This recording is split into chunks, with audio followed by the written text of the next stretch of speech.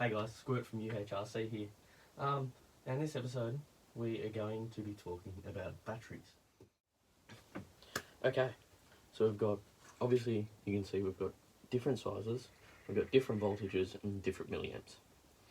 Now, this little cute LiPo is just a 7.4 volt 2 cell 1000 milliamps. Now this, you can put anywhere on a car, anywhere, but it's only 1000 milliamps. You'd be lucky to last a 5-minute race, realistically, which is majority of what the vintage classes are.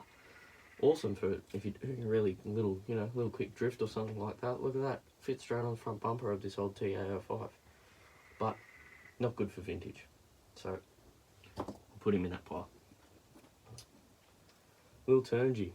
Now these are a little bit shorter than your standard size stick pack. Now when I'm talking stick pack, I'm talking your Tamiya stick packs, your race packs, a little bit tinier, 2200 milliamp. That'll do the job, but you'll probably notice at about the 2-minute mark you're not going to be getting as quick speeds because it doesn't have as much punch. Now it's a 2 cell as well, so 7.4 volt, 2200, great for just a little basher, or even if you've got like a little 1/16 or scale like that, even for that Kyosho Sky Bomber, I can convert it to LiPo, use something like that. Awesome. Good for drifting, good for that, but it's not going to last a 5-minute vintage race. So put it in there as well. Same go as this, but that's a 3 cell 11.1 volt.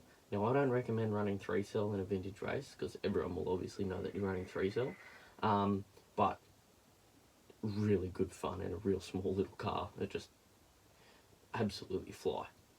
So put that there. Now we get on to the good old NIMH, or nickel hydride. Now this is very old. I think this is 3000 milliamps. This is an old Venom one. This is what we used to drift with, and this is basically a standard Tamiya stick pack. This is what you used to run.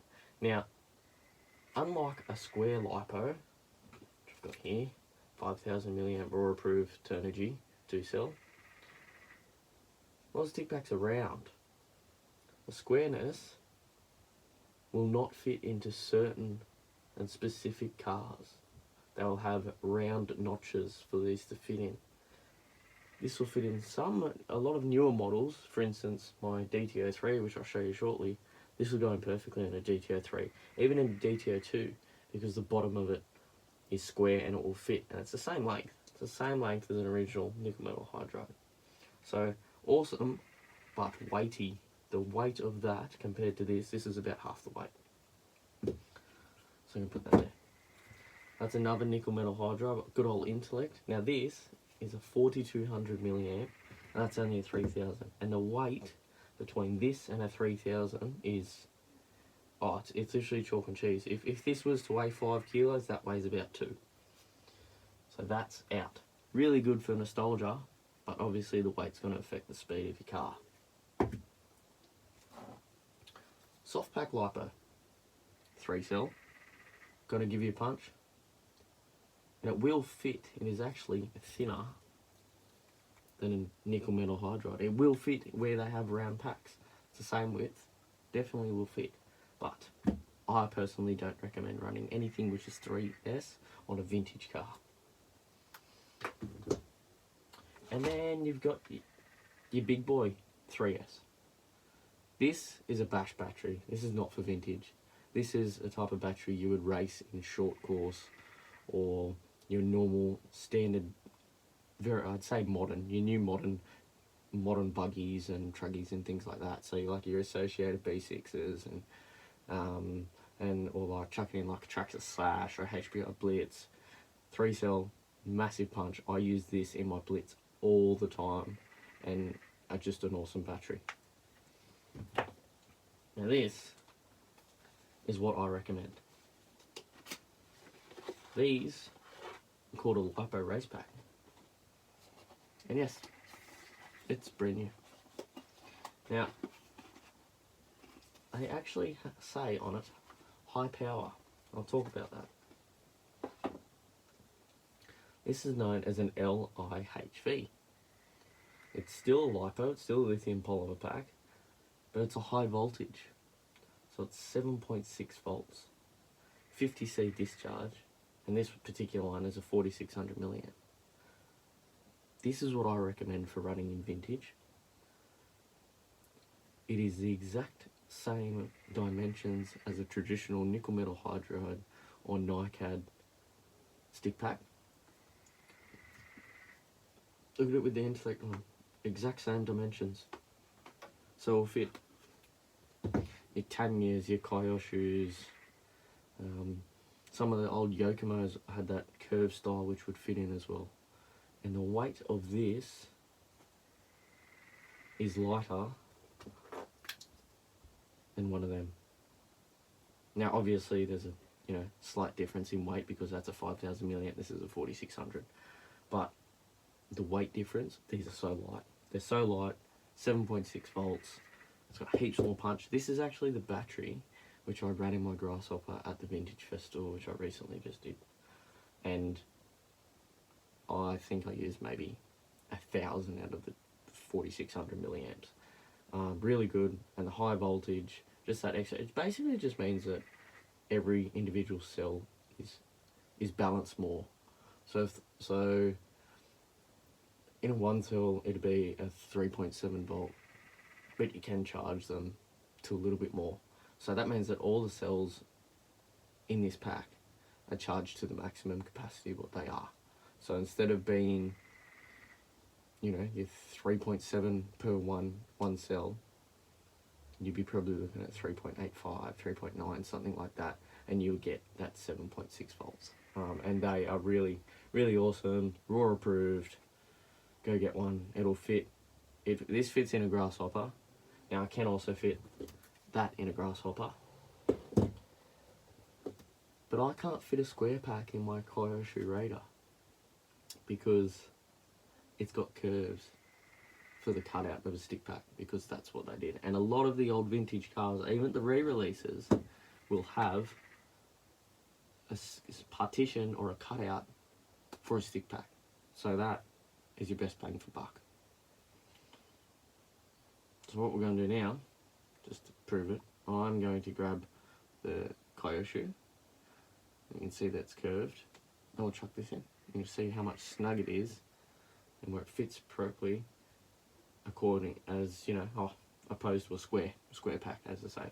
The only thing I will say about this is these are the same. They're slightly thinner, these raw approved, and make sure if you are going to run one of these in a vintage car, which will, if it will fit, make sure you get the one where the terminals come straight up. So this will fit in the Grasshopper because the battery butts straight up against the servo. That'll come straight up, really good. I used this and that at the Vintage Festival. I found this had more punch. Now this is an old battery, but it's been discharged and charged probably about 2 million times, I reckon. I've had this battery for over 10 years. Still works, still holds 5000 milliamps. So raw approved is the way to go.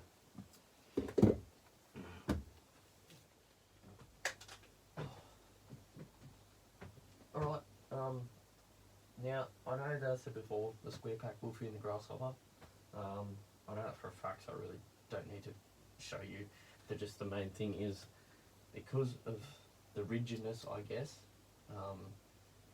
just make sure it's got the terminals coming up if you do want to run one of those square stick packs. So I'm going to grab the Kyosho Outlaw Raider, which I actually found out recently that it's an Outlaw Raider. I bought it years ago for next to nothing off a forum. Came with an associated body, unfortunately. It didn't come with the original Kyosho Outlaw Raider body. But, grab this dog. Got all associated body. I'll take that off. And I'll show you.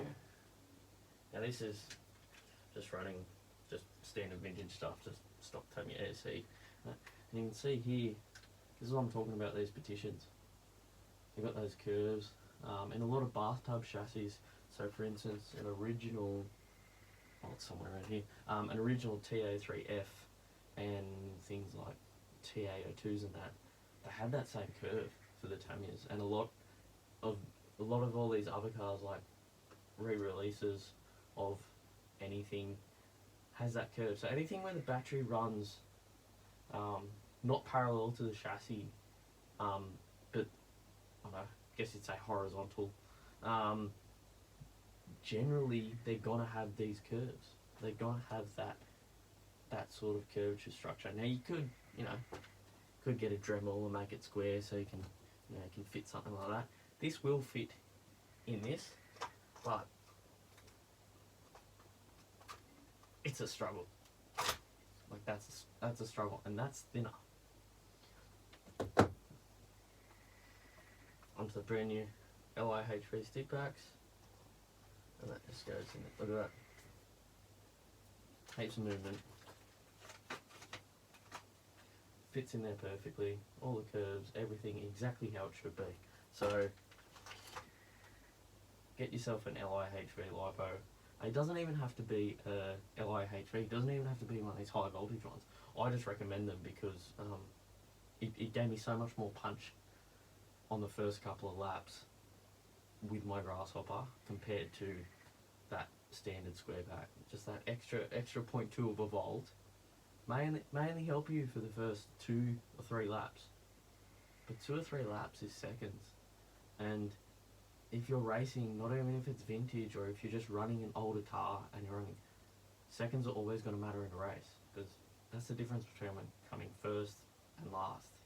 And funny enough, when I raced the grasshopper at the Vintage Festival, I ran the square pack first, and it went pretty average. But in the finals, because we had 2 finals, and qualifying I ran rubbish. So I thought, you know what, this has got a little bit more punch, we'll try this. Chuck this in, and it's been the first time I've raced in probably well over 10 years. Came 6th for the first final. So I was not running at the back of the pack. When I ran that, I was getting lapped. So it may just be that slight difference. Couldn't tell you if it was my driving or not, but that little difference, and over the distance, that little extra volt of punch really make a difference in my personal opinion. So go out and get yourself a stick pack lipo, and I really honestly recommend getting a high voltage one. And that's and this particular brand, I didn't say it before, but that's IP, which is Intellect Power. So that's Intellect, and I've still got an original Intellect nickel metal hydride. But the weight of that, if this, like I was saying before, is 5 kilos, it's a bit like half a kilo. So it really comes down to weight with vintage. Obviously we're racing and everything, but yeah, the fact that I can't fit, it's thinner, but because it's square, to get into this old radar, like that's